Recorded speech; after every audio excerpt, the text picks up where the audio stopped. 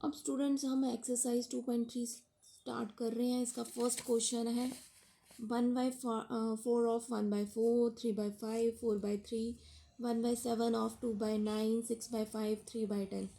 Let's start, इसको solve करते हैं। 1/4 ऑफ 1/4 ऑफ को मैंने मल्टीप्लाई लिख दिया, सो 1/16 इसका आंसर आ गया फर्स्ट का ए पार्ट। जो बी पार्ट है 1/4 ऑफ 3/5, 1/4 इंटू 3/5, 3/20। सी पार्ट है 1/4 ऑफ 4/3, 1/3 इसका आंसर आ गया सी का। नेक्स्ट है सेकेंड पार्ट 1/7 ऑफ 2/9, 1/7 इंटू 2/9, 2/63। 7 को 9 से किया तो 63, 7 9 ज़ा 63। बी पार्ट है 1/7 ऑफ 6/5, 6/35, 7 5 ज़ा 35। 1/7 ऑफ 3/10, 1/7 इंटू 3/10, 7 10 ज़ा 70। Multiply and reduce to the lowest form. जब भी हम मल्टीप्लाई करते हैं और इसको रिड्यूस करना है लोएस्ट फॉर्म में, तो क्या लिखते हैं? देखो, वी हैव 2/3 इंटू 2 इंटू 2/3, 3 2 ज़ा 6, 6 प्लस 2 8/3, 8 2 ज़ा 16, 3 3 ज़ा 9। ओके, अब देखो 16 को जब मैंने 9 से डिवाइड करना है तो 9 1 ज़ा 9 ओवर 7। ये जो 1 है ये इधर आ गया और ये 7 है ये ऊपर चला गया, रिमाइंडर हमारा 9 है ये नीचे आ गया। ये हमारा लोएस्ट फॉर्म में आंसर आ गया। सेकेंड वन इज़ 2/7 इंटू 7/9, 7 से 7 कट गया, 2/9 हमारा आंसर आ गया।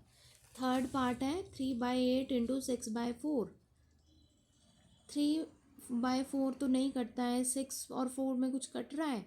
यस, 6 और 4 में 2 के टेबल में कट रहा है। 2 2 ज़ा 4, 3 2 ज़ा 6। अब 3 2 ज़ा 3 3 ज़ा 9 और 8 2 ज़ा 16 हमारे पास क्या आ गया? आंसर। फोर्थ पार्ट है 9/5 इंटू 3/5, 9 3 ज़ा 27, 5 5 ज़ा 25। और जब मैंने 27 और 25 को डिवाइड करके लिखा है मैंने इस फॉर्म में, इसको ऐसे लिख लिया 1 इंटू 2/25। रिमाइंडर हमारा हमेशा ऊपर आता है, क्वेश्चन इधर आता है, और जो डिवाइडर है वो इधर आता है। नेक्स्ट है 1/3 इंटू 15/8। अब इधर 3 और 15 में कुछ कट रहा है? यस, 3 5 ज़ा 15, इधर 5/8 हमारा क्या आ गया? आंसर आ गया फिफ्थ क्वेश्चन में।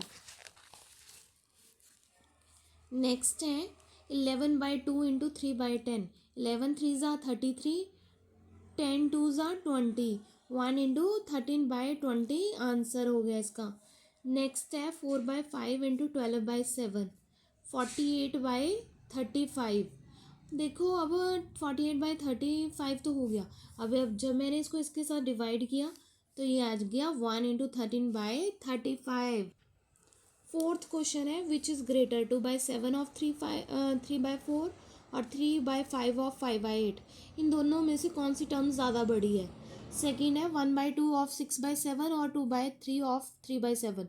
दैट मीन्स हमें दो दो टर्म्स दे रखी हैं। पहले हमने इसको सॉल्व करना है और मल्टीप्लाई करके, फिर इसको मल्टीप्लाई करके देखना है इन दोनों में से कौन सी टर्म ज़्यादा बड़ी है।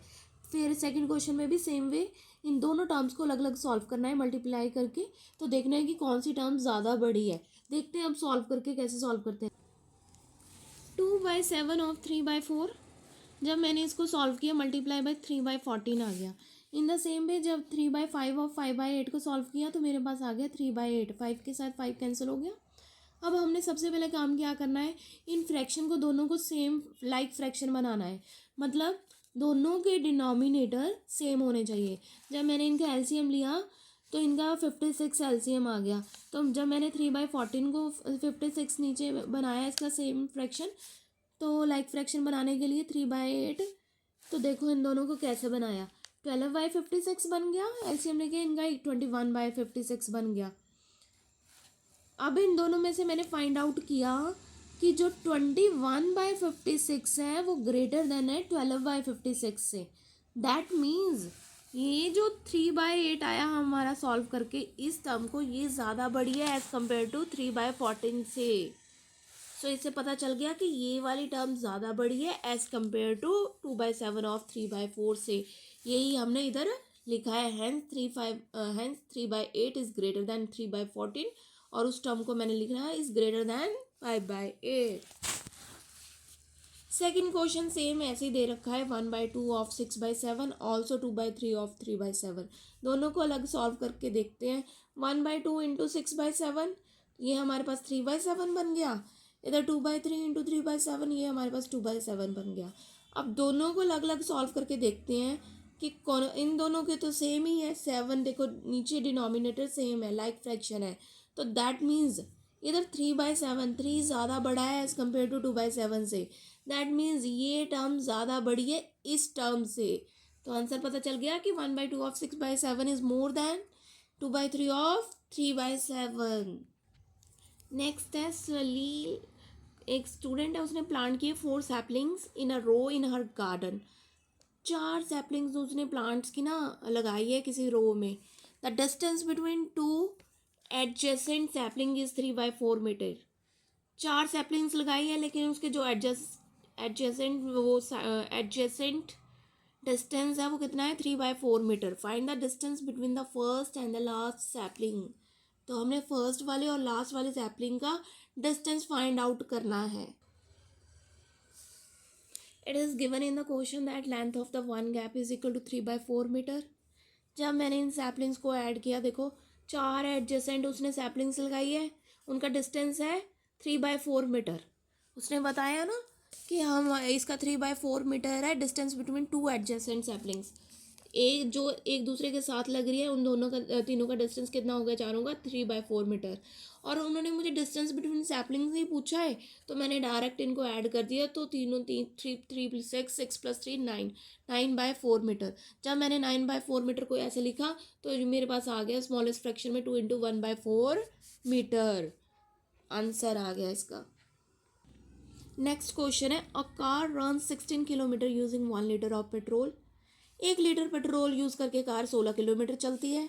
How much distance will it cover using using 2 into 3/4 2 into 3/4 litres of petrol. वो दिख नहीं रहा, तो अब देखते हैं वो कितना। Every day Lipika reads the book one.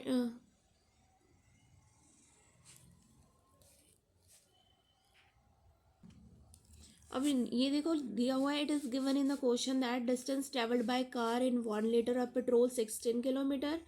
Total quantity of petrol 2 into 3/4 litres, that is 11/4 liters.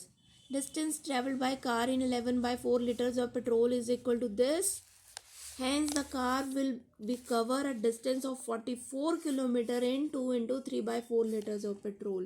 यही उन्होंने हमसे पूछा था कि वो 2 इंटू 3/4 लीटर ऑफ पेट्रोल में कितना डिस्टेंस कवर करती है। हमने वो फाइंड आउट कर लिया कि 16 किलोमीटर है। वो travelled by car in 1 litre, वो 16 किलोमीटर 1 लीटर में चलती है। जब यूनिटरी मेथड लगा के हमें पता चल गया कि वो 1 लीटर में 16 किलोमीटर चलती है, तो हमें पता चल गया कि 2 इंटू 3/4 को अगर हम 11/4 से मल्टीप्लाई करेंगे तो हमें पता चल जाएगा वो कितने 2 इंटू 3/4 लीटर में 44 किलोमीटर चलती है। यूनिटरी मेथड लगा के हमने इसका आंसर फाइंड आउट कर लिया। अब सिक्स्थ क्वेश्चन रह गया था। Lipika reads a book for 1 into 3/4 hours every day. She reads the entire book in 6 days. How many hours in all were required by her to read the book?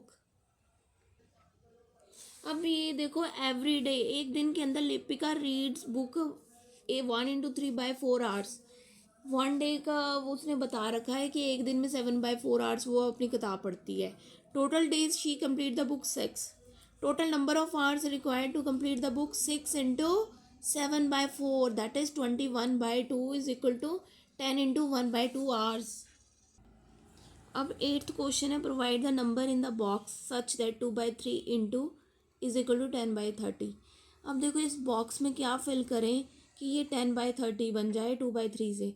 तो 5/10 हमने यहाँ पे बॉक्स में fill कर दिया, तो is equal to 10/30। The simplest form of the number obtained in is dash.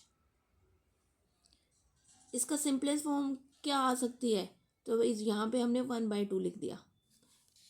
B है provide the number in the box such as 3/5 into dash is equal to 24/75।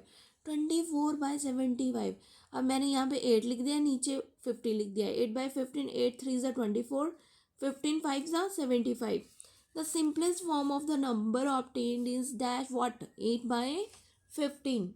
That's all. हमारी exercise होगी complete.